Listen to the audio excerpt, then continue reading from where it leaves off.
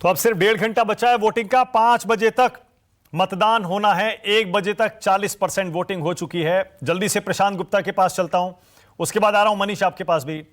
प्रशांत जरा बताइए, प्रशांत आप कहां पर हैं और कैसी वोटिंग चल रही है, किन मुद्दों पर मतदान हो रहा है? प्रशांत।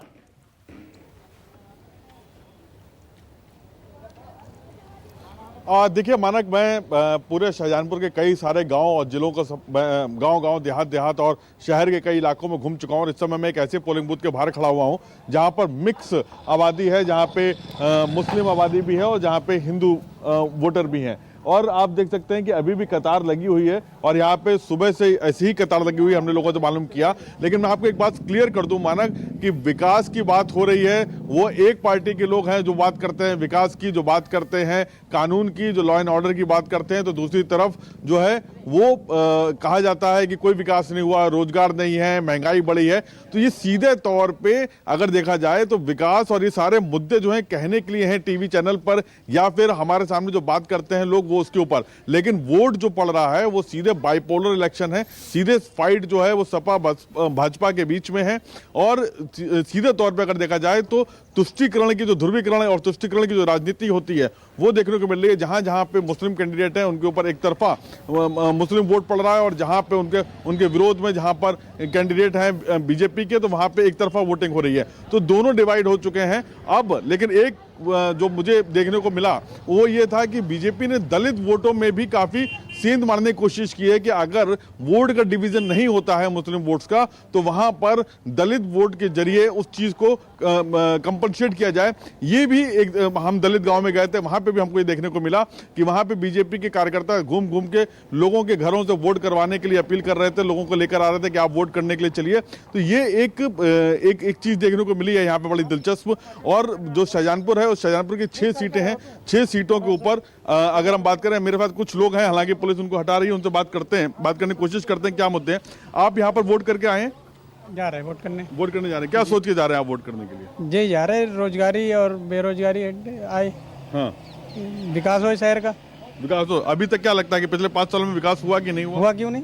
हाँ, हुआ, बहुत सारा हुआ विकास। उसी आधार पे आप लोग वोट करने के लिए जा रहे हैं। जी। तो ये देखिए, ये मैं एक ऐसे विकास हुआ है। आप वोट कराएं? जी। किस मुद्दे पे वोट करके हैं? क्या ध्यान में रख के वोट किया आपने? भैया देश अच्छा चले, गुंडागर्दी खत्म हो जाए, शांति से लोग रहें, शांति बनी रहे शहर में। हाँ, इसीलिए ये आपको सबसे बड़ा दिमाग में, और आप इसको ध्यान में रख के वो वोट करके आए। आपका क्या शुभ नाम है? मेरा नाम मोहम्मद सिद्दाकत है। तो आपने वोट कर लिया? जी हाँ, बताइए। तो किस आधार पे वोट किया, क्या सोच के वोट किया आपने? मैंने ये सोच के वोट करा है कि सबको एक किस्म के देखा जाए, हर चीज़ सही मिले। क्योंकि ये है कि महंगाई बहुत बढ़ गई है भाई, क्योंकि इस बात को लेके बहुत लोग परेशान हैं, समझ रहे हैं आप। दूसरी बात जो है कि महंगाई कम होना चाहिए, ठीक है। आपको काम करने का वो है, लेकिन ये काम उस तरीके से नहीं हुआ है, ठीक है। हम तो ये चाहते हैं काम बढ़िया से बढ़िया हो, किसी की भी सरकार हो, काम अच्छे होने चाहिए और उसके आधार पे काम होने चाहिए। मानक, अब देखिए, आपको मैंने 2 पक्ष की बात करा था। एक महिला वोटर जा रही है, आप मतदान करने के लिए जा रही हैं? किस सोच पे, क्या सोच के मतदान करेंगे इस बार?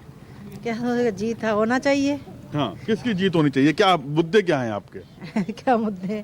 जिसको वोट देंगे और क्या? जिसको वोट देंगे वो उसकी जीत होना चाहिए, बस उसकी जीत होनी चाहिए। तो क्या सोच के वोट कर रही हैं आप? विकास को ध्यान में रख के, लॉ एंड ऑर्डर को ध्यान में रख के, किस विकास चीज? को ध्यान। हाँ, जी। क्या लगता है आपको पिछले 5 सालों में जो सरकार रही उसने विकास किया, या उससे पहले की जो सरकार रही थी उन्होंने ज्यादा बेहतर विकास किया था? अब तो ये तो बता नहीं सकते हैं अभी। अब जो सरकार बनेगी उसके बारे में सोचेंगे।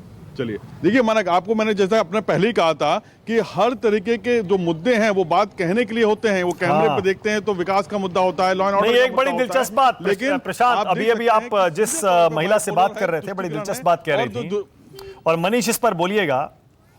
उन्होंने कहा कि हम जहां वोट दें वहां सरकार बननी चाहिए। आपको इस बात का डर है क्या कि टैक्टिकल वोटिंग अगर होती है, मुस्लिम वोट नहीं बढ़ता है मनीष, तो आपकी पार्टी के लिए मुश्किल खड़ी हो सकती है इस बार? देखिए मानक जी, मैं 2 बात कहना चाहता हूँ। एक बात तो कहना चाहता हूँ कि किसी भी सरकार के लिए सिर्फ सुखद कुछ नहीं होता कि उसका सिंबल हो विकास, उसका सिंबल हो सुरक्षा, बेटियों की उसकी सुरक्षा हो, माफियाओं की खत्मी, उसका सिंबल हो गुंडा राज की समाप्ति। और निश्चित रूप से जो लोग बोल रहे हैं, अगर वो भारतीय जनता पार्टी के साथ है तो हमारा वो 5 साल सफल रहा, मैं ये मानता हूं। दूसरी बात, ठीक है, टैक्टिकल वोटिंग या वो आपने जिस अभी व्यूअर्स जिसका अभी बयान लिया है आपके रिपोर्टर ने, तो वो बेचारी कुछ बोल ही नहीं पा रही थी। उनके पीछे खड़े जो उनके जो भी थे, उनके भाई रहे होंगे या उनके घर वाले रहे होंगे या हस्बैंड रहे होंगे, वो जो बोल रहे थे उसको रिपीट कर रही थी।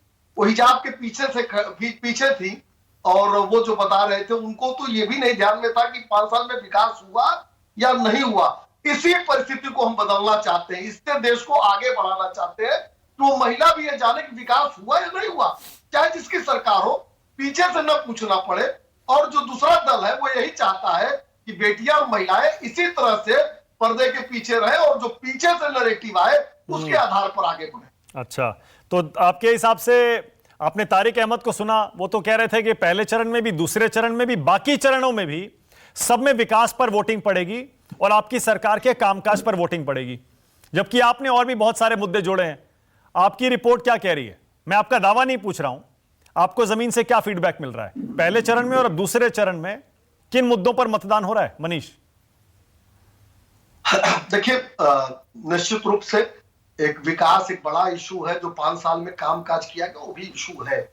लेकिन किसी भी प्रदेश में विकास तभी संभव है, सुख शांति सभी संभव है जब लॉ एंड ऑर्डर भी सही हो, बेटियां सुरक्षित हो, बेटियां निकले और निर्भय होकर पढ़ने जा सके। तो ये सारे मुद्दे काम कर रहे हैं। और देखिए, ध्रुवीकरण, बाइपोलर, ये तो जनता का अपना मन है कि किस हिसाब से उनको वोट देना है।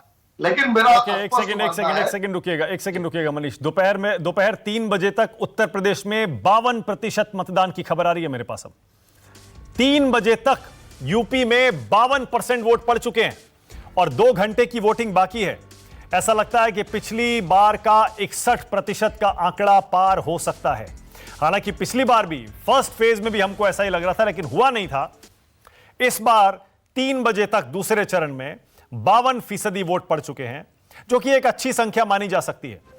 पर पिछली बार जितना मतदान होगा या उससे ज्यादा होगा, उसके लिए 2 घंटा और इंतजार करना पड़ेगा। पर गोवा में 60% मतदान है 3 बजे तक। गोवा में हमेशा अच्छा वोट पड़ता है, इस बार भी 3 बजे तक 60%। और वहीं उत्तराखंड में भी 3 बजे तक ठीक ठाक मतदान हुआ है, 49% के आसपास। तारिक अहमद, आप कैसे देख रहे हैं? 52% वोटिंग हुई है 3 बजे तक। आपका क्या अंदाजा है 5 बजे तक कितना इस बार मतदान होगा? मतदान लगभग 55 से लेके 60 के बीच में पहुंच जाएगा यहाँ। नहीं माना जी, अच्छा, लगभग 8% बोलने का शौक घंटे के हिसाब से वोट पड़ रहा है। हाँ मनीष, क्या कह रहे हैं? भारत हो रहे हैं 8% प्रति घंटे के हिसाब से पोलिंग हो रही है लगभग। हाँ। 2 घंटे बचे, यानी 16% और बढ़ने। अगर पिछले घंटों के अनुसार अगर पोलिंग हुई तो 16% और वोट पड़ेगा। नहीं, लेकिन मनीष फर्स्ट फेज में भी ऐसा ही लग रहा था। उसके बाद आखिरी के 2 घंटों में उतना वोट पड़ा नहीं था जितना हम मान के चल रहे थे। हम सोच रहे थे 65-70% हो जाएगा, हुआ नहीं था। अभी तो एवरेज की बात कर सकते हैं हम लोग। देखिए, तारिक अहमद कह रहे हैं कि हो सकता है 60 के अंदर अंदर निपट जाए। आप कह रहे हैं कि 16%, मतलब 68% वोट। नहीं, मैंने तो प्रतिशत के अनुसार कहा, क्योंकि 8% से कुछ ज्यादा प्रति घंटे के हिसाब से वोट पड़े हैं। अगर 52% अभी पड़े हैं तो। हाँ, तारिक अहमद, आपको ऐसा क्यों लग रहा है कि 60% से कम वोट पड़ेगा? 60% से कम की बात नहीं कर रहा हूं मैं, एवरेज एक बता रहा हूं। हाँ। कि इस तरफ का थोड़ा वो कम रहता है और लोग निकलने में थोड़ी काहिलियत कर रहे हैं। लोगों को निकलना चाहिए, बेमतलब का ये रखा हुआ है इन लोगों ने कि बैठे हुए हैं, इसको छुट्टी मान रहे हैं, छुट्टी मान के घर में बैठे, जबकि बाहर निकलना चाहिए। बहुत बढ़िया, बिल्कुल सही है। हाँ, बिल्कुल सही है। जो लोग घरों में बैठे हैं, हम तो यही अपील करेंगे, घरों से निकलिए और वोट जरूर दीजिए। किसी को भी दीजिए, अच्छे मुद्दों पर दीजिए, पर वोट जरूर दीजिए। बहुत जरूरी है ये, वरना आप शिकायत किस मुंह से करेंगे? शिकायत किस मुंह से करेंगे? आप ही की छुट्टी हो जाएगी। अगर गलत सरकार आ गई तो आप ही की छुट्टी हो जाएगी। जो 5 साल झेले उससे ज्यादा झेलना हो जाएगा आप लोग का। तो सोच समझ के वोट करना चाहिए।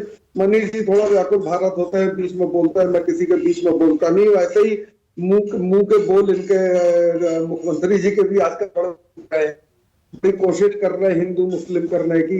तो कभी कहते हैं केरला बन जाएगा तो कश्मीर बन जाएगा, तो कलकत्ता बन जाएगा। तो भाई केरला तो बहुत हाई क्लास के लोगों के एजुकेशन है, बहुत high standard of education quality है, सब कुछ तो हाई है, वहां बन जाए तो बहुत ही अच्छा, उसमें कोई बात थोड़ी ना है। और आपको शायद ये भी नहीं मालूम है कि कलकत्ता शहर, मनीष जी, आप ही की सरकार ने कलकत्ता शहर को भी ध्यान रखिए। तो इस तरह की बातें रिपीट करिएगा, आपकी बात आ नहीं पाई थी। कलकत्ता शहर के बारे में क्या कह रहे थे आप? कलकत्ता शहर को आप ही की सरकार के द्वारा इनाम दिया गया है कि महिलाओं के लिए सबसे सुरक्षित शहर उसको माना गया है। ये ध्यान रखिएगा आप। हम लोग को कलकत्ता बनाने दीजिए, मनीष बोलिए, केरला बनाने दीजिए। मनीष बोलिए। देखिए मैं एक टिप्पणी से मैं असहमत हूं। भारत कभी व्याकुल नहीं होता है। ये नरेटिव सेट किया गया अंग्रेजों के समय में, मुगलों के समय में सेट किया गया कि व्याकुल भारत या मजबूरी का नाम गांधी या इस तरह की नरेटिव हिंदुस्तान के विपरीत नरेटिव सेट किया गया है और आप लोग उसी पे चलते हो। व्याकुल पाकिस्तान तो नहीं है ना कम से कम। व्याकुल गोडसे कह देते आप, क्यों व्याकुल गोडसे हो रहे हैं? व्याकुल गोडसे ना होइए ना, व्याकुल श्यामा प्रसाद मुखर्जी ना होइए जिन्होंने श्यामा प्रसाद जी और दीनदयाल जी को पढ़ेंगे और दीनदयाल जी और श्यामा प्रसाद मुखर्जी को आप नहीं समझते। श्यामा प्रसाद मैं समझ गया, ये नरेटिव देश के खिलाफ सेट किए गए इस देश में। व्याकुल भारत देश, अच्छा मतलब आपका खिलाफ अगर बोले ये फकीरों का देश है, यहाँ तो कुछ था ही नहीं, भारत ने कुछ किया ही नहीं। अगर हम आपके खिलाफ बोले तो मतलब देश के खिलाफ बोल रहे हैं, मोदी के खिलाफ बोले, हम जानते हैं इस बात को, बीजेपी हम लोग जानते हैं इस बात को, हम लोग जानते हैं। प्रशांत के पास जा रहा हूँ, प्रशांत के पास जा रहा हूँ। प्रशांत, 3 बजे तक 52% वोट पड़ा है प्रशांत, और आपने सुबह से जो देखा है और पिछले दौर की वोटिंग का एक्सपीरियंस, क्या लग रहा है कहां तक जा सकती है वोटिंग?